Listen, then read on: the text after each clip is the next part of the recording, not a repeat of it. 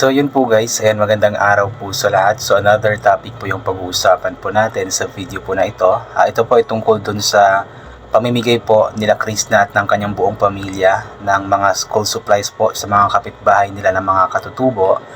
Kung saan nga po is kitang-kita po na talagang masayang-masaya po ang mga bata dahil nga po sa kumbaga school supplies po kasi pasukan na nga po 'di ba sa Lunes, June 8. Sa mga bata po kasi yung makatanggap lamang po sila ng kahit ganito po na school supplies, kahit maliit man lang or konti man lang is napakasaya na po sa kanilang puso kasi sa lugar po nila na bukid or bundok nga po, so bihira lamang po yung mga tao na nagbibigay po sa kanila ng ganito. Kaya ganoon lamang po sila katuwa dahil nga po nagkaroon po sila ng kapitbahay na si Krishna na talagang mapagbigay po sa kapwa tao. At ito po yung sinabi ni Krishna dati na maliban nga po sa pamimigay po niya ng school supplies sa kanyang mga pinsan at mga kapatid, ay yun nga po plano din po niya na bigyan po ng school supplies ang mga kapitbahay po niya na mga batang katutubo, at yun nga po nagawa na nga po nila. And of course nangyari po ito dahil po sa tulong ng mga mababait po na mga sponsors na talagang buong buo po yung tiwala po nila kay Krishna. So nagpaabot po sila ng pera para makabili po si Krishna ng mga school supplies na ipamamigay nga po sa mga kabataan or sa mga batang katutubo nga po doon sa lugar nila Krishna. So talagang napakaswerte po nila dahil nga po nagkaroon po sila ng kapitbahay na si Krishna, at talagang ang buong pamilya po ni Krishna is nagtutulungan po sa pamamigay nga po ng mga school supplies. Kung napanood nyo po yung vlog po niya, ay kitang-kita po doon yung sobrang saya nga po, hindi lang ng mga bata kundi maging nila Krishna po at ng kanyang buong pamilya, dahil nga po nakapagpaabot po sila ng school supplies po sa mga bata. And yung mga sobra nga po na hindi po nila naipamigay dun sa mga bata, mga kapitbahay po nila, so habang papunta po sila ng kanyang kapatid na si Robert po dun sa kanyang lola, I believe, yun nga po, ipinamigay po nila ito sa mga bata na nadadaanan nga po nila. So 'di ba? Nakakatuwa lamang po kasi sa simpleng pamamigay po ni Krishna ng school supplies is may mga bata po siya na napasaya, may mga bata po siya na napangiti. Kasi para sa mga bata, yung makatanggap nga po ng kahit ganito man lang po ng school supplies is malaki na po or masarap na po sa kanilang puso na makatanggap. Sila kasi yung klase ng mga tao or yung mga katutubo po kasi yung klase ng mga tao na kahit nabigyan mo lang yan ng chichirya or candy, sobrang saya na nga po nila kasi nga po bibihira lamang pong nangyayari sa kanila na may pupunta or may tao po mabibigay po sa kanila sa lugar po mismo nila, di ba? So yun, nagpapasalamat po tayo kay Krishna at sa mga sponsors po na naging katuwang po ni Krishna para sa mga school supplies po na ito, dahil nga nagkaroon sila or napasaya po nila yung mga kabataang katutubo po doon sa lugar nila Krishna. So alam kong para sa iba is napakaliit lamang nito na pero para sa mga bata, para sa mga katutubo is napakalaking bagay na po nito para sa kanila, especially napasukan na nga po. At yun, ipag-pray po natin na mas marami pa pong blessings ang darating sa buhay po ni Krishna, mas marami pa pong sponsors ang magtitiwala po sa kanya para mas marami pa po siyang mapaabutan ng tulong at mas marami pa po siyang mapasaya na mga batang katutubo po doon sa kanilang lugar. So sana i-support po natin always guys yung mga in-upload po ni Krishna sa kanyang YouTube channel at maging sa kanyang Facebook page po at maging sa YouTube channel din po ni Inday Ogdot, ang kanyang kapatid, and also sa kanilang tita na si Discarte Nebet. So sana i-support po natin. And bago po tayo mag-proceed dun sa pagbabasa po ng comments, so sobrang tuwa ko lamang po kagabi kasi nga po hindi ko po in-expect na makita ko po bigla si Junjun TV doon sa Minute Burger dito sa Kalinan, Davao City, kasi meron ditong Minute Burger sa harap ng Kaisano Grand Kalinan.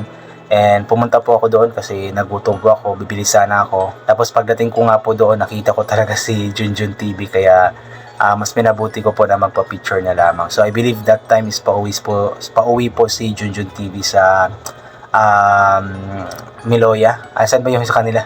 Basta doon sa lugar po nila Krishna, pauwi po siya doon. So possible na nagkita ulit sila ni Krishna. So kung may vlog man, abangan po natin. I-support din po natin always si Junjun TV kasi talagang po ito kumbaga sanggang dikit na kaibigan po talaga ng ating idol na si Krishna. And hoping na soon, very soon, balang araw, si Krishna naman po yung bigla kong makita. Mas okay kasi yung hindi planado ba, yung biglaan God na pagkikita kasi mas nakaka starstruck kasi hindi mo in-expect na bigla mong makita yung taong gusto mong makita, di ba? So hoping na balang araw biglaan ko ding makita sila Krishna dito sa aming lugar sa Kalinan. So nababasahin po natin yung ilan po sa mga komento. Mula kay Nora de los Santos, good morning BB Loves, pretty Krishna mahusay. Wow, nakakatuwa ka naman, happy talaga ang mga bata at may magagamit na sila pagpasok sa Monday.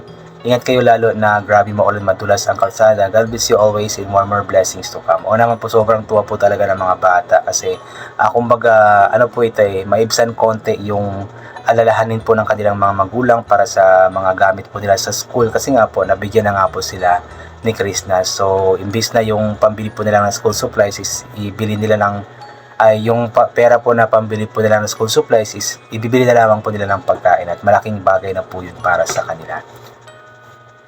Jocelyn Lyon, hello ganda, wow, nakaka-proud yung ginawa mo, ang saya ng mga bata, God bless sa mahusay family at sa nag-sponsor, no skip ads talaga, para sa iyo, take care yan. Oo naman po, sobrang saya po talaga ng mga bata na nakatanggap po sila ng school supplies.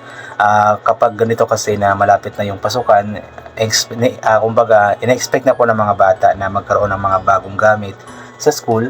At yun nga, hindi po nila in-expect na mabibigyan nga po sila ng kanilang kapitbahay na si Gandang Krishna Peking Koreana. Kaya napakaswerte po nila na nagkaroon po sila ng kapitbahay na si Krishna.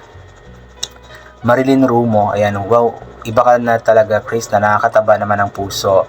Kahit maliit lang na bagay, okay din. Salamat sa mga sponsors na may tiwala sa mga kapatid na mahusay family.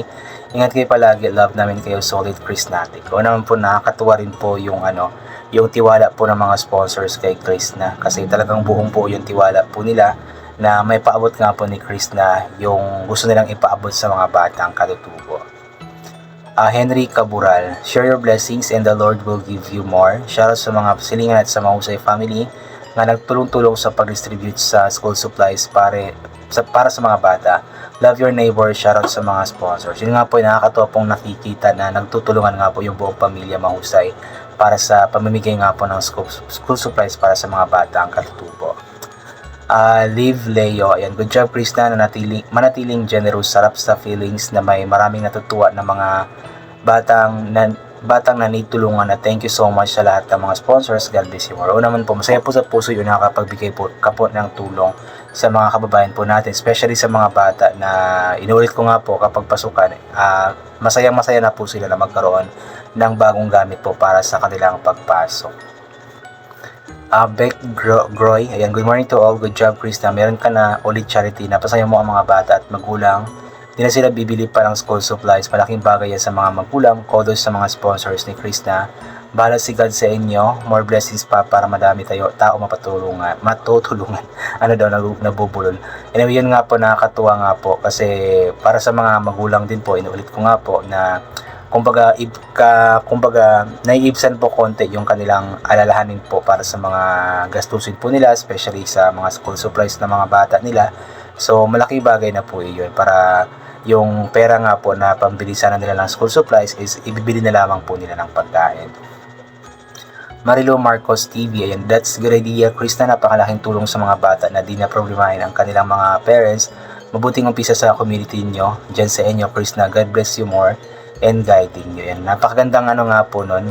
Mas maganda nga po yung idea na ginawa nga po ni Krishna na magbigay nga po ng mga school supplies sa mga bata doon. Kasi alam ni Krishna kung ano po yung pangangailangan talaga ng mga kapitbahay po nila. Kaya swerte nga po sila kasi nga po may Krishna po sila na kapitbahay na talagang mapagbigay po sa kapwa. Maria Ostonala, uy, thank you so much for sending 10 Hong Kong dollars po sa YouTube channel ni Krishna. Yan, good day sa inyong lahat dyan, Inday Krishna. Nakakatuwa sa inyong pamamigay ng school supplies at tulong-tulong ang family. Ang daming bata pala dyan at napasayan nyo pati magulang at sa hirap ng buhay hindi nila bibilin. Baka sa kanilang mukhang super ang saya. Salamat sa mga nag-sponsor at tuloy lang sa pagtulong sa kapwa. God bless sa inyo. O nga po, talagang kita naman po sa mukha ng mga bata at ng mga parents nila yung kasiyahan nga po dahil nga po sa natanggap nila na school supplies.